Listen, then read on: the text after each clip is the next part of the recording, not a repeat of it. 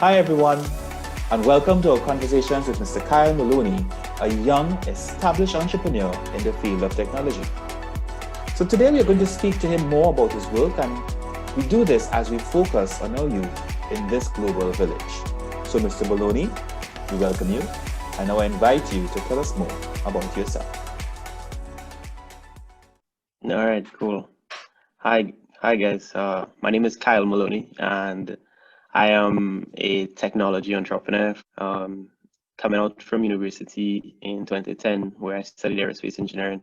I started my first company while I was in school together with my brother.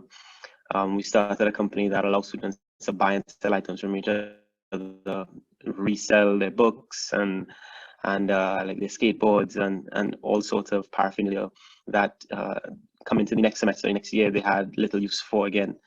And that website had the majority of the university campus utilizing it, and we made a couple grand a month from it, yeah, $3,000 to $4,000 a month from it. And so that really kind of put me in the space of like thinking about building technology businesses home here. And so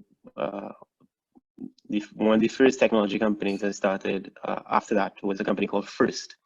And a few people may know about First. First was meant to be like the Yelp of the Caribbean, and we gained a lot of traction because we secured a pretty sizable investment from Digicel, and Digicel bought in 25% of the company for a couple $1 million. And so that really was our first foray. So it was me, Ted, my brother, and my two really close friends from high school who went on to study engineering in university as well. It was our first major foray into the technology space and our first level of success in that way. Thank you, and I mean I must congratulate you for what you have done. I think it is a really exceptional Thanks, man. feat for somebody, especially of your age, and somebody coming from the Caribbean. I know I don't want to say Trinidad and Tobago, but the Caribbean on a whole.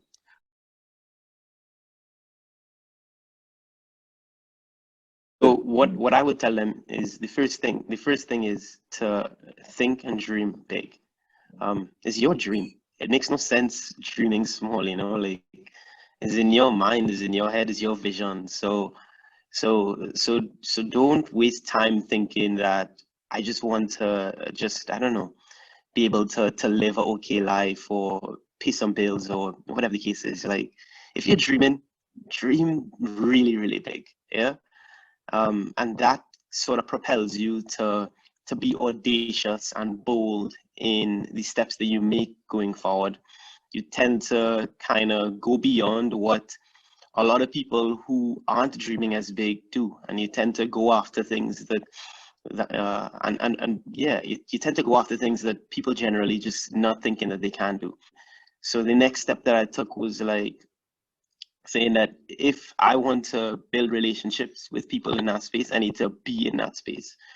And so without having any relationships other than I had two friends that lived in San Francisco.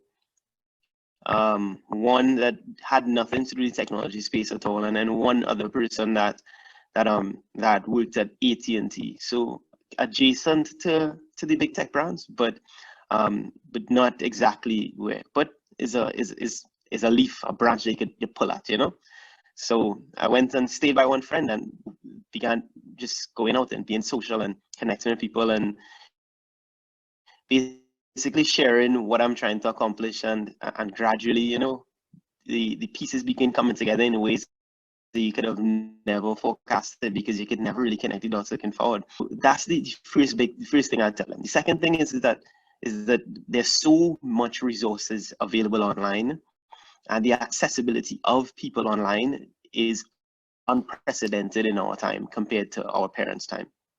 Yeah, our parents largely depended on learning everything from a book and within an institution. For us, a lot of the information that are quote unquote locked in within institutions are widely available online. And then if you're really young and you live in your parents' house, actually having this conversation with my friend just last night, she she's in a government job and she's in a space whereby she wants to transition to something entirely, totally different from what she studied. She's a master's in her job and she's working in a government, safe, comfortable job. But then she's at a point whereby at a crossroad in her life where she really wants to do what she's really passionate about. And I was like, you live in home, you have no major expenses.